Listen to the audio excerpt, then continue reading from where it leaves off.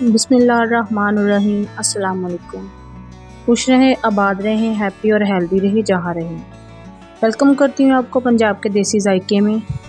आज मैं आपके साथ बहुत ही मज़ेदार, लज़्ज़त और जायके से भरपूर, शानदार और लाजवाब सी ऐसी रेसिपी शेयर करने जा रही हूँ जिसकी खुशबू और जायके से आपका घर महक उठेगा और आपकी रूह खुश हो जाएगी।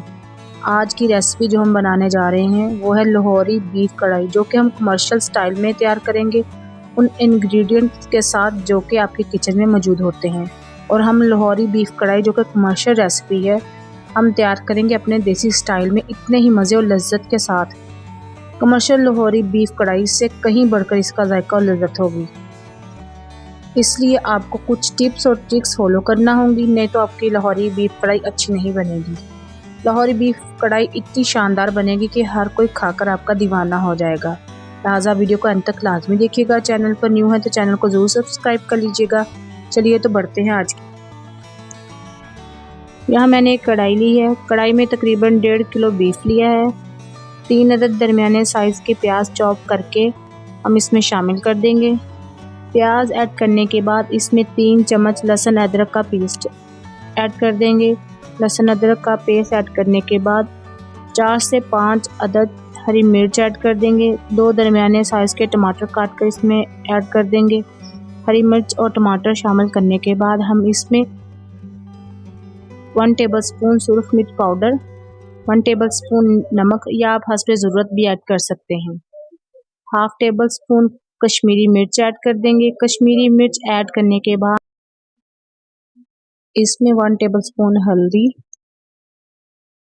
ऐड करने के बाद हम इसको अच्छे से मिक्स कर लेंगे। मिक्स करने के बाद इसमें हम 1/2 कप पानी भी ऐड कर देंगे। पानी ऐड करने के बाद हम इसको अच्छे से मिक्स कर लेंगे। मिक्स अच्छे से करना है और हम इसको अब लो फ्लेम पर पकाएंगे।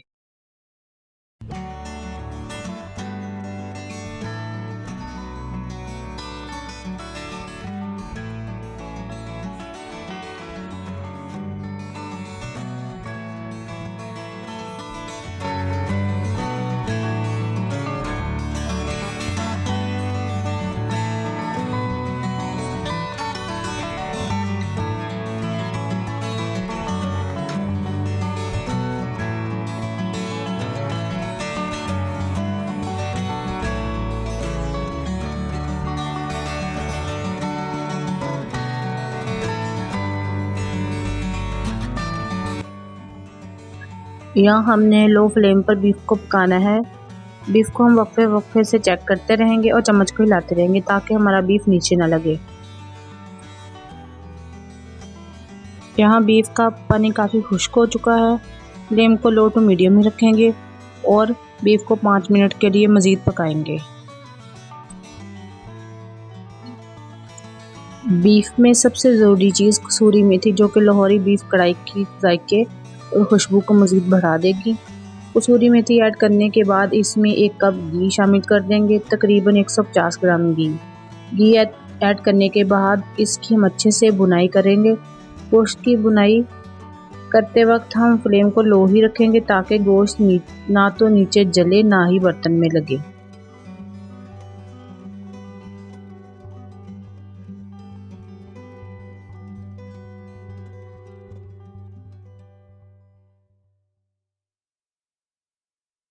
गोश्त को हम इस वक्त तक भूनेंगे जब तक गोश्त घी ना छोड़ दे, तकरीबन 10 से 12 मिनट तक। अब यहाँ हम इसमें 1 टेबलस्पून बीफ कढ़ाई मसाला ऐड कर देंगे, जो कि बीफ कढ़ाई के जायके और लज्जत को दुबाला कर देगा। मसाला ऐड करने के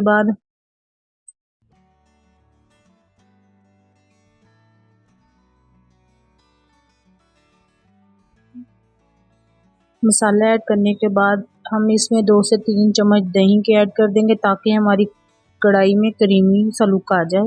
इसके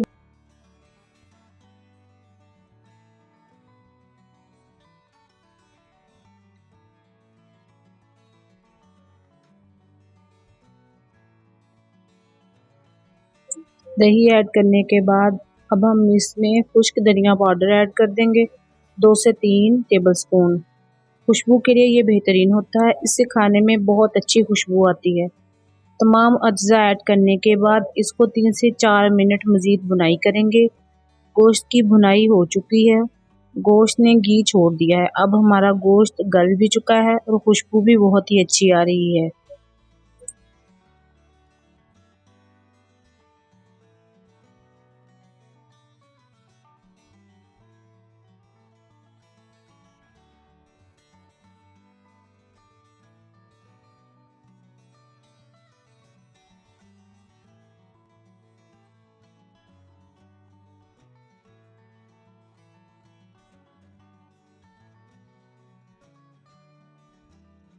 माशाल्लाह ये है हमारी लाहौरी बीफ कढ़ाई की फाइनल लुक।